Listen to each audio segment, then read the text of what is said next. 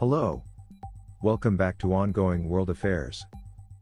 Malaysia's new Prime Minister Ismail Sabri Yaakob was sworn in Saturday, bringing back the rule of the country's longest governing political party, but he faces a tall task in uniting a polarized society and reviving a slumping economy amid a worsening pandemic. Ismail was the deputy prime minister under the government of Prime Minister Muhyiddin Yassin, who resigned on Monday after less than 18 months in office as infighting in his coalition cost him majority support. Ismail obtained the backing of 114 lawmakers for a slender majority that brought Muhyiddin's alliance back to power. It also returned the premiership to Ismail's United Malays National Organization, which had led Malaysia since independence from Britain in 1957 but was ousted in 2018 elections amid a multi-billion-dollar financial scandal. Malaysia has a new PM, with essentially the old politics and players. It's back to the past. UMNO is now in PM seat, returning to power to throw elite bargains despite being booted out for corruption in 2018, said Bridget Welsh, a Southeast Asian expert with Malaysia's Nottingham University. Ismail took the oath of office before King Sultan Abdullah Sultan Ahmad Shah during a brief ceremony at the National Palace witnessed by leaders in the Prime Minister's alliance, including Muhyiddin. Ismail, 61, faces a distrustful public, amid popular anger over the previous government's inconsistent policies and perceived failure in tackling the pandemic. Malaysia has one of the world's highest infection rates and deaths per capita, despite a 7-month state of emergency and a lockdown since June. Daily new infections have more than doubled since June to hit a record 23,564 on Friday, bringing the country's total to over 1.5 million cases. Deaths have surged to above 13,000. The central bank has cut its estimated growth forecast this year to between 3% and 4% due to the lockdown.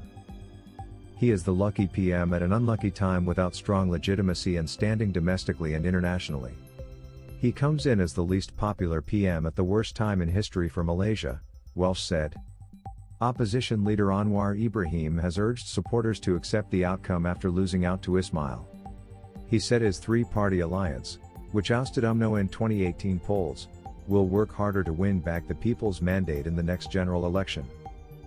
Anwar was due to succeed then Prime Minister Mahathir Mohamad before their reformist alliance collapsed in February 2020, sparked by the withdrawal of Muhyiddin's party. Muhyiddin then formed a new government with UMNO and several other parties. Ismail was named defense minister when Muhyiddin took power in March 2020, and became the government's public face through daily briefings on security issues related to the pandemic. He was promoted to deputy prime minister in July as Muhyiddin sought to appease UMNO, which was unhappy at playing second fiddle to Muhyiddin's smaller party. In the end, 15 UMNO lawmakers pulled support for Muhyiddin, causing his government to collapse. Ahmad Fauzi Abdul Hamid, a political science professor at Malaysia's University of Science, said Ismail's key challenge is to bring about national unity in a highly polarized society. You can imagine the feelings of close to half of Malaysia's population who voted against UMNO in the 2018 elections, only to see an UMNO PM returning to helm the country just 3 years later, he said. Ismail has to be more conciliatory by bringing some opposition members into substantive policy-making roles, he said. All eyes will be on Ismail as he assembles his cabinet. Previously Muhyiddin's cabinet had been slammed as bloated as he sought to reward allies with government posts. Welsh said the test would be whether Ismail can step away from mistakes made by Muhyiddin's government and address serious governance issues. The economy is in bad shape, weakened by the former government's mismanagement. He will have to put in a competent team and move beyond narrow racialized paradigms he has been known for, Welsh added.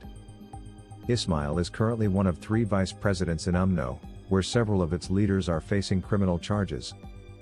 A law graduate, Ismail held several ministerial posts in UMNO governments.